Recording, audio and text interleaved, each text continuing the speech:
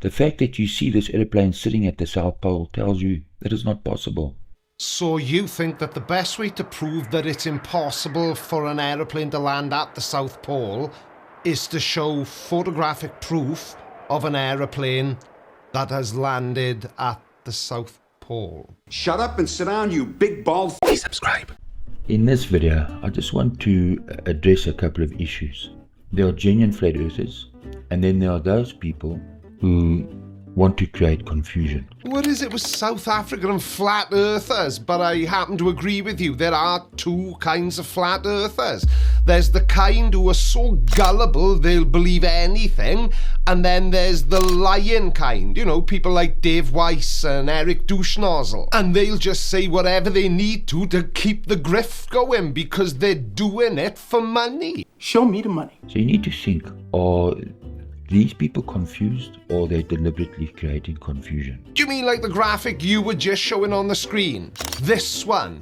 The one that says the Earth is flat, but you can see 24-hour sun at Antarctica. Mind games. But that's just not true. So which kind of flat earther does that make you?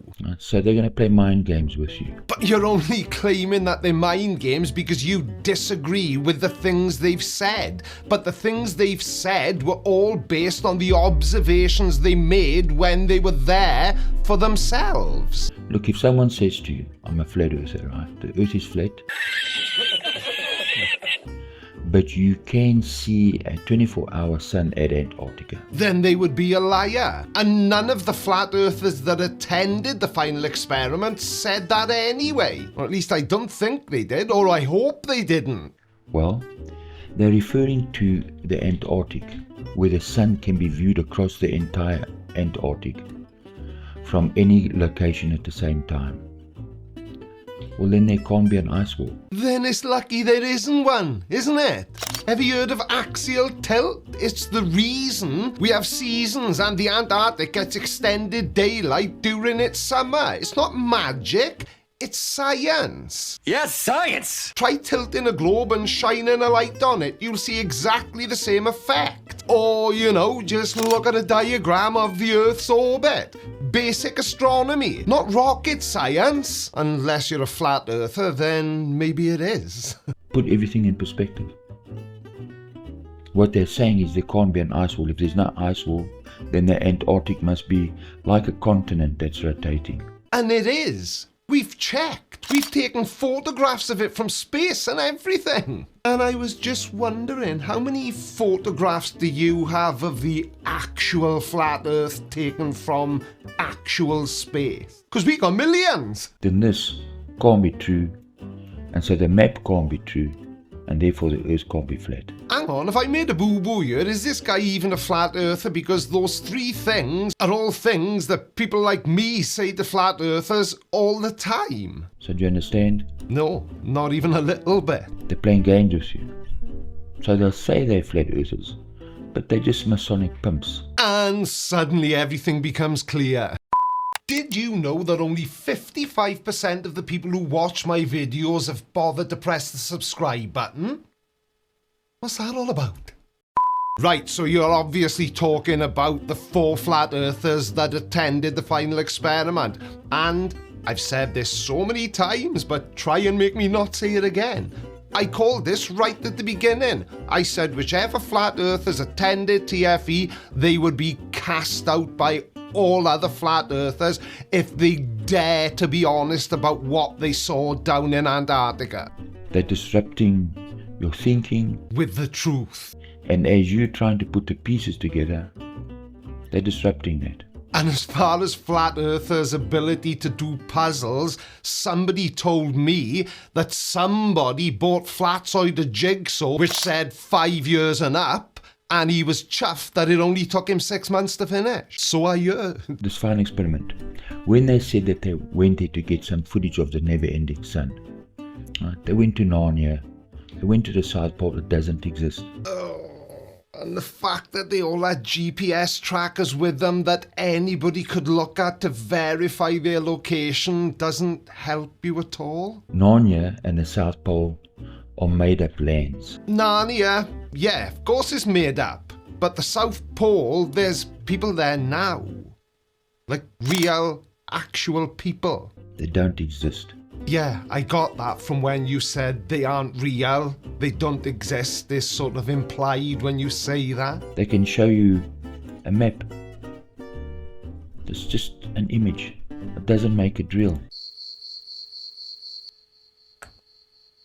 I completely agree. Look, they play mind games with you. This mind game starts when you're a young child. You just need to ask the questions. Why didn't your father give you the presents dressed as himself? Why did your father have to dress up like a clown? Well, based on what you're saying, it seems like you're speaking from personal experience. And I can only speak for myself, but my dad never dressed up as a clown. In fact, he never dressed up as anything. Because I was a good boy and I was always asleep early, ready for Daddy Christmas to come down the chimney. Because that's how Satan operates. Anybody know a brickie? I need to get my fireplace blocked up. ASAP. Oh no, I don't actually, do I? Because Satan is only a concept which was created by Christian. Yeah, don't worry, forget about it. His pimps, his Masonic pimps operate in the same way. Now I think he's saying Masonic pimps, but he's South African accents, I don't get along with them. So if any of you watching this now are South African, is he saying Masonic pimps? Because if he is, I'd love to know what a Masonic pimp does. They play games. Sounds like a lot of fun. Where do I put my name down? Are they video games, board games? And I've already got the tattoo, look! Stop and think and ask questions. Yeah, but make sure they're not really stupid questions. You know, the type flat earthers ask. Anything that's the truth, they shatter that and disrupt it. Now, is that tooth or truth? It's so hard to tell with that accent. But why would they be shattering teeth?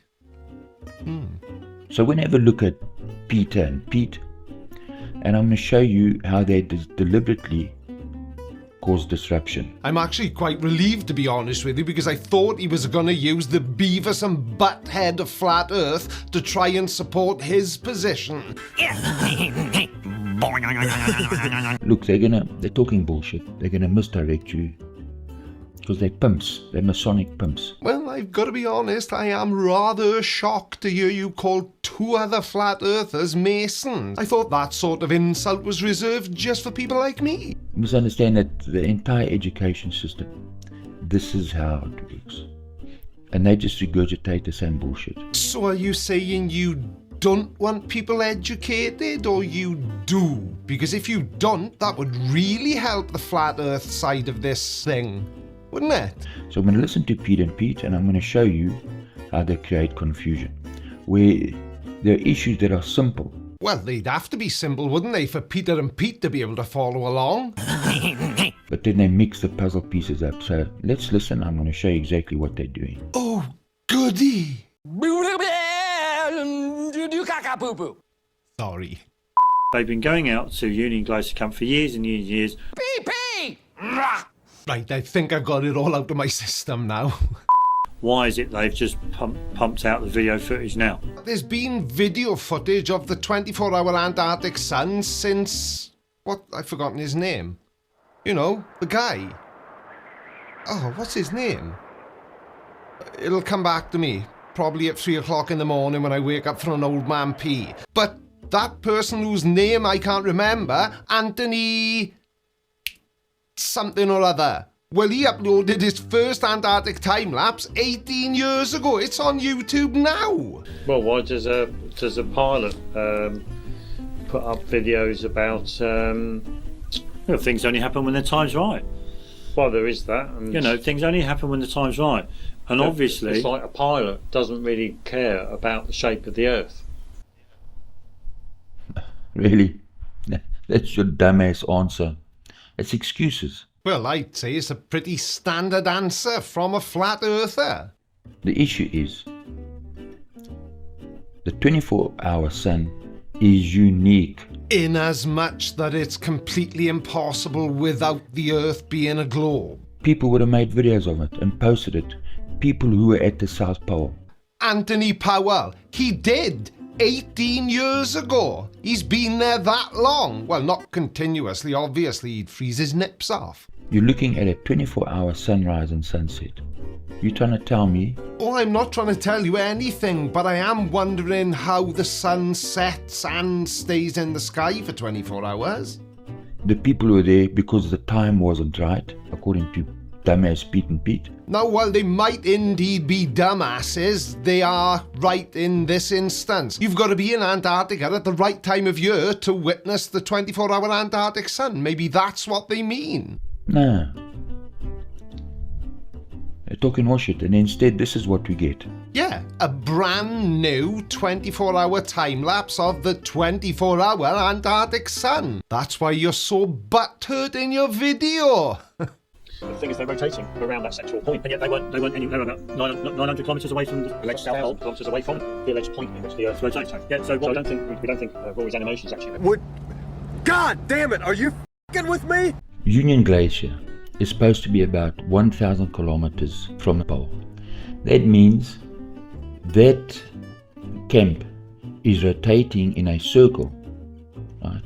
A circumference of 7,150 kilometers. Therefore, the speed of Union Glacier would be 297.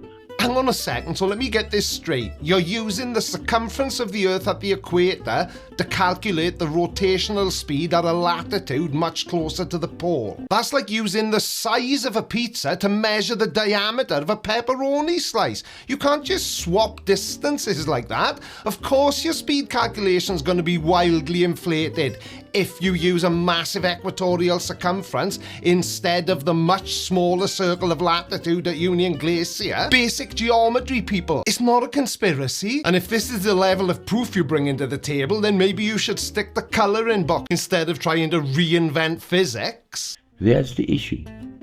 If there was a South Pole, you would not be able to take a time lapse. Why? Your speed would make it impossible. So you're saying that because Antarctica has 24-hour sunlight in its summer, a South Pole can't exist? That's like saying the existence of the moon proves the Earth is flat. You're conflating two completely unrelated things. The 24-hour sun is due to the axial tilt, while the existence of the South Pole, well, that's just geography. They're not mutually exclusive, pal. It's called science. You might want to look into it. And as for the time-lapse part, there are numerous time-lapse videos of the 24-hour Antarctic sun that have been taken. So you're just plain good old-fashioned wrong about that too. Right, because they're Masonic pimps. Remember, they don't address issues. Where there's an issue, they're either going to say the speed is relative or gravity. That's going to make the problems go away.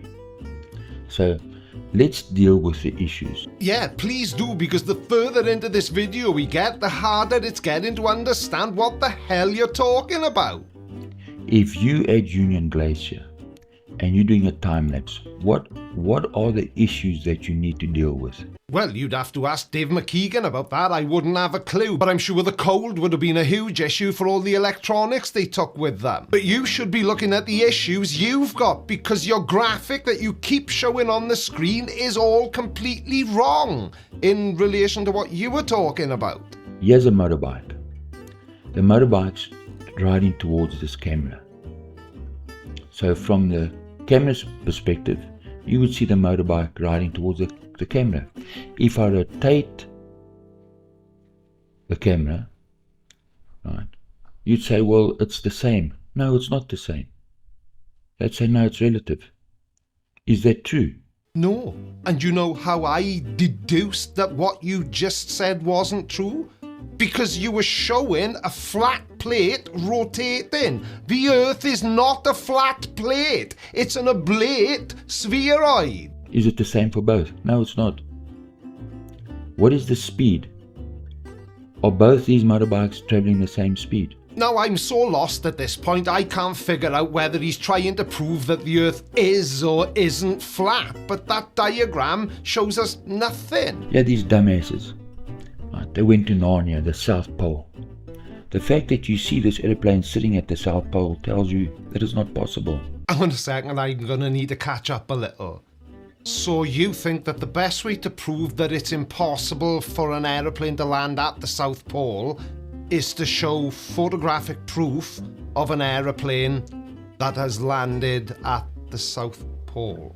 They couldn't have landed on the moon because the moon's speed is unbelievably fast. Ah yes, unbelievably. The world's most accurate unit of measuring speed. So I know they didn't land on the moon because of the moon's speed. It's not possible. I also know that the entire heliocentric model is a load of bullshit.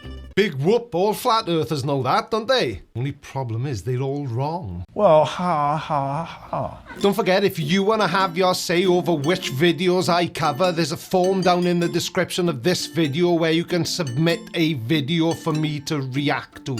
That sounded really wordy and overly complicated. There's a form down there, just go and fill it in. Like Steel City JW did with this video, and I'm not sure whether I should be grateful or block him. Thank you all so much for watching, and I will see you again on Monday. Love you. Bye. So Princess Diana and Mother Teresa arrive at the pearly gates. God is standing there, opens the gates, and Mother Teresa does not look happy. And God says, "What's the matter, Mother Teresa?" And she says, "How come she's got a halo and I haven't? I've devoted my life to helping the poor. All she did was go to cocktail parties and model clothes." And God said, "That's not a halo, it's the steering wheel."